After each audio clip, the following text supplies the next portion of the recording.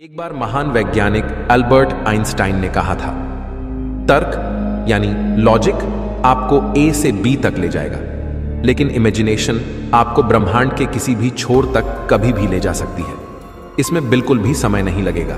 हमारा ब्रह्मांड काफी बड़ा है, इतना बड़ा है कि इसके एक हिस्से से दूसरे हिस्से तक पहुंचने में प्रकाश की गति से चलने पर आपको 93 अरब साल लग जाएंगे, यानी आपकी आने वाली अरबों खरबों जनरेशन बीत जाएगी, पर आप ऑब्जर्वेबल यूनिवर्स को एक्सप्लोर नहीं कर पाओगे।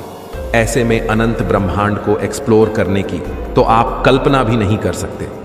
पर दोस्तों, आज हम अपनी कल्पना से ही अनंत ब्रह्मांड को एक्सप्लोर करने वाले हैं, और इस सैर में आपको बहुत कुछ जानने को मिलेगा। इसलिए कुर्सी की पेटी बांध लीजिए, क्योंकि स्पेस वेदर बिगड़ने वाला है। दोस्तों, अनंत ब्रह्मांड की सैर करने के लिए हम अपनी कल्पना की उड़ान भरने वाले हैं, लेकिन साथ ही हम अपनी कल्पना को लॉजिक की डोर से बांधे रखेंगे, ताकि हम यूनिवर्स की सही जानकारी हासिल कर सकें। ब्रह्मांड की अनंतता को जानने के लिए हमें पृथ्वी से ब्रह्मांड के अंतिम छोर तक जाना पड़ेगा। इसलिए हमारे सफर की शुरुआत हमारी प्यारी पृथ्वी से होती है। हमारी पृथ्वी, जिस पर हम सब रहते हैं, वह करीब 13,000 किलोमीटर की चौड़ाई में फैली है, और पिछले 4 अरब साल से जीवन को अपने साथ लिए यह पृथ्वी सूर्य के चारों ओर घूम रही है। हमारा सूर्य हमें लेकर गैलेक्सी के सेंटर के चारों ओर घूम रहा है। पिछले 4 अरब सालों में सूरज ने अभी तक सिर्फ 20 बार ही गैलेक्सी के केंद्र के चारों ओर चक्कर पूरे किए हैं। ऐसे में आप समझ सकते हो कि गैलेक्सी कितनी बड़ी है। अगर हम पृथ्वी से सूरज की तरफ चलें तो हमें 15 करोड़ किलोमीटर की दूरी तक चलना पड़ेगा। एक इंसान के पैदल चलने की स्पीड लगभग 5 किलोमीटर प्रति घंटे की है। अगर एक नॉर्मल आदमी सूरज तक पैदल यात्रा कर पाए तो उसे 3,425 साल लगेंगे सूरज तक पहुंचने में। लेकिन अगर हम प्रकाश की गति से चलें तो हमें सूर्य तक पहुंचने में मात्र 8 मिनट का समय लगेगा। सूर्य खुद हमें लेकर 200 किलोमीटर प्रति सेकंड की रफ्तार से चल रहा है, लेकिन हमारा सूरज जिस गैलेक्सी में घूम रहा है, यानी मिल्की वे, वह खुद अपने अंदर ऐसे 100 से 400 खरब तारों का घर है, और यह इतनी बड़ी है कि इंसानों द्वारा बनाए गए सबसे तेज ऑब्जेक्ट यानी पार्कर सोलर प्रोब, जो कि लगभग 7 लाख किलोमीटर प्रति घंटे की रफ्तार से चलता है, उसे इस गैलेक्सी को इसे पार करने में 20 लाख साल का समय लगेगा, और सबसे तेज यानी प्रकाश की गति से 1 लाख साल का समय लग जाएगा। लेकिन प्रकाश से तेज गति संभव ही नहीं है, इसलिए हम अपनी कल्पना की उड़ान से आसानी से मिल्की वे के बाहर आ चुके हैं। दोस्तों, हम आपको बता दें कि मिल्की वे गैलेक्सी अंतरिक्ष में लगभग 600 किलोमीटर प्रति सेकंड की रफ्तार से चल रही है, यानी इतनी बड़ी गैलेक्सी ब्रह्मांड में कछुए की चाल से चल रही है। हमारे यूनिवर्स में करीब 200 अरब गैलेक्सीज मौजूद है, और इन सभी गैलेक्सीज में अरबों खरबों तारे मौजूद हैं। इन असंख्य आकाश गंगाओं में हमारी धरती जैसे अरबों ग्रह मौजूद होंगे। हम एक संभावना जता सकते हैं कि इतने अरबों गैलेक्सीज में एक ऐसा ग्रह भी हो सकता है जो बिल्कुल हमारी पृथ्वी जैसा हो, और जहां हमारी तरह जीवन भी हो। अगर हम और आगे चलें तो हम अपनी कल्पना से ब्रह्मांड के बाहर पहुंच जाते हैं, और हम देखते हैं कि हमारा यूनिवर्स 93 अरब प्रकाश वर्ष में फैला हुआ है, जिसमें खरबों गैलेक्सीज मौजूद है। और आप जानकर हैरान हो जाएंगे कि यह यूनिवर्स खुद भी लगातार फैल रहा है। हम इंसान इसे ऑब्जर्वेबल यूनिवर्स कहते हैं, यानी कि हमारी धरती से हम जितनी दूर तक ऑब्जर्व कर सकते हैं वह ऑब्जर्वेबल यूनिवर्स है। लेकिन यहां आकर कहानी खत्म नहीं होती, बल्कि शुरू होती है। सवाल यह है कि जहां पर हम खड़े हैं, क्या वह यूनिवर्स इतना ही बड़ा है? क्या इससे आगे कुछ नहीं है? वैज्ञानिकों के अनुसार हमारा यूनिवर्स ऑब्जर्वेबल यूनिवर्स से 250 गुना ज्यादा बड़ा हो सकता है। दोस्तों, अभी तक हम ब्रह्मांड को इससे आगे नहीं जान पाए हैं, लेकिन सवाल यह है कि यूनिवर्स के बाहर क्या है? क्या यह यूनिवर्स खुद अनंत है, यानी इससे बाहर कुछ नहीं बल्कि यह यूनिवर्स खुद अनंत है, या फिर इसके आगे और भी ऐसे कई यूनिवर्स हैं, यानी मल्टीवर्स? वैज्ञानिकों के अनुसार यह संभव है कि हमारे जैसे और भी कई यूनिवर्स हो सकते हैं, यानी हम सब मल्टीवर्स में रहते हैं। अगर हम सब मल्टीवर्स का हिस्सा है तो हम एक ऐसी रियलिटी में रहते हैं जहां अनंत संभावनाएं हैं, यानी एक अनंत ब्रह्मांड, जहां बुलबुलों के जैसे दिखने वाले अनेकों ब्रह्मांड मौजूद हैं और अनंत में तैर रहे हैं। लेकिन जब हम इस अनंत की बात करते हैं तब हमारे सामने एक ऐसी सच्चाई आती है जो आपके होश उड़ा देगी। एक अनंत ब्रह्मांड के होने का मतलब है संभावनाओं का ही खत्म हो जाना, क्योंकि संभावना सीमित क्षेत्र में होती है, अनंत में नहीं। जब अनंत की बात आती है तो आप सिर्फ ये सोचकर रह जाते हो कि अनंत वही है जिसका अंत नहीं। लेकिन आज आप अनंत को फील करने वाले हैं कि इसका असली मतलब क्या है। यह आपको डरा भी सकता है और आपकी आंखें खोल भी सकता है। दोस्तों, ब्रह्मांड के अनंत होने का मतलब यह है कि अनंत ब्रह्मांड में हर प्रकार की चीज मौजूद है। अनंत ब्रह्मांड में हमारी पृथ्वी जैसी दिखने वाली एक नहीं बल्कि अनंत पृथ्वियां मौजूद होंगी। न सिर्फ दिखने में समान बल्कि हूबहू ऐसी पृथ्वी जिस पर बिल्कुल हमारी पृथ्वी पर रहने वाले लोग और सभी देश मौजूद हो। जैसी रियलिटी पृथ्वी पर है, चाहे वो हर इंसान की पूरी जिंदगी की कहानी हो, वैसी अनंत पृथ्वियां वास्तव में होंगी जिनमें रहने वाले लोगों की जिंदगी पूरी तरह आपसे मिलती हो। मतलब न सिर्फ आपसे दिखने में समान बल्कि उनकी जिंदगी में भी वो ही चल रहा हो जो आपकी जिंदगी में है। लेकिन इसी के साथ इसकी अलग वैरायटी भी अनंत में मौजूद होगी। यानी अगर आप किसी मिशन में फेल हो गए हो तो इस अनंत में कहीं किसी कोने में आपका एक वर्जन उस मिशन में सक्सेसफुल भी हो रहा है।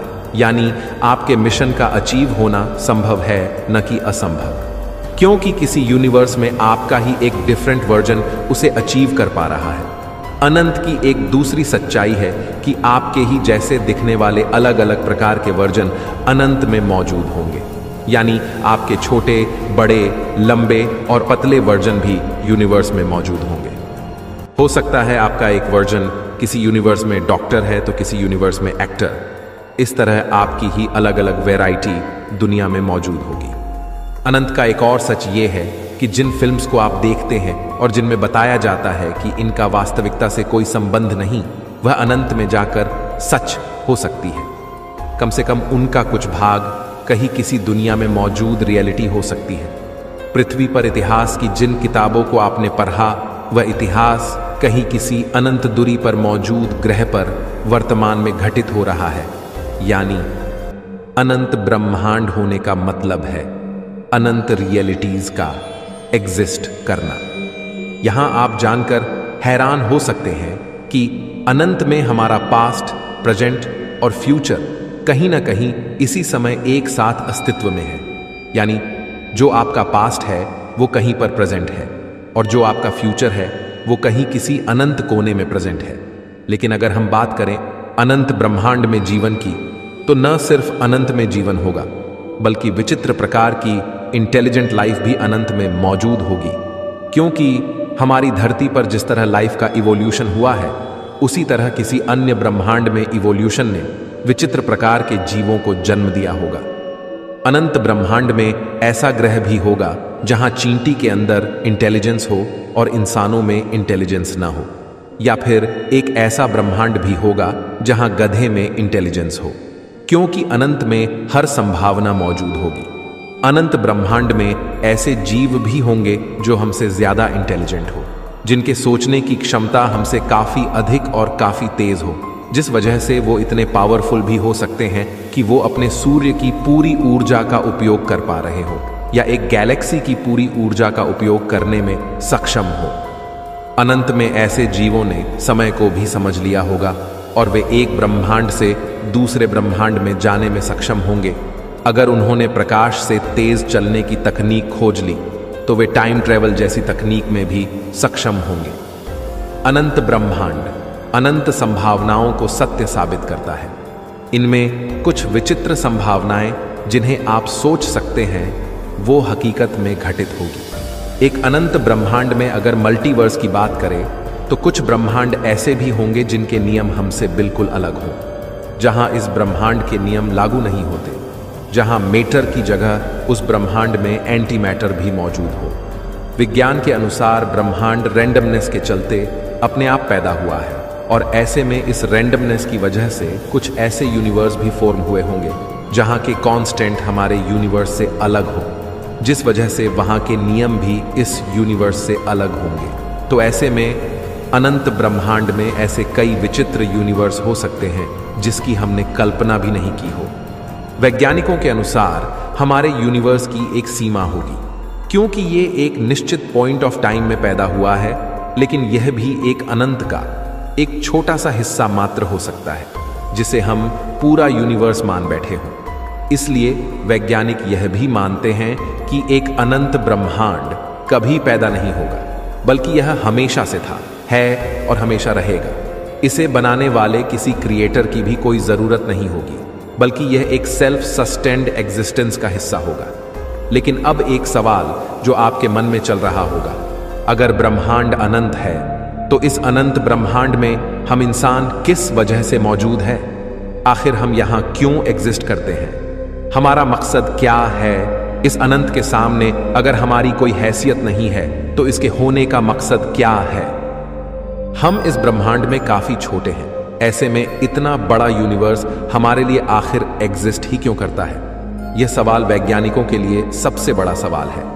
कुछ प्रोमिनेंट थिंकर्स ये मानते हैं कि उन्होंने यूनिवर्स में अपना मकसद खोज लिया है, जैसे एलन मस्क, जिनका मानना है कि ह्यूमन सिविलाइजेशन अब तक कई बड़े खतरों को झेल चुकी है और यूनिवर्स में अब तक हमें कोई लाइफ नहीं मिली है।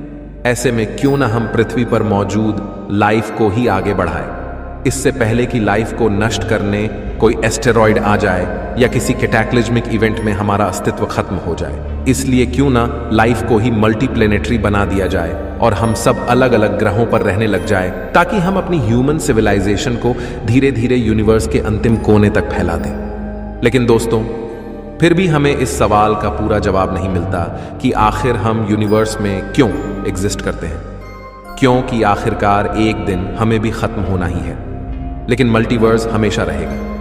इसीलिए हम इस मल्टीवर्स में क्यों हैं? जानने के लिए जुड़े रहिए हमारे चैनल से।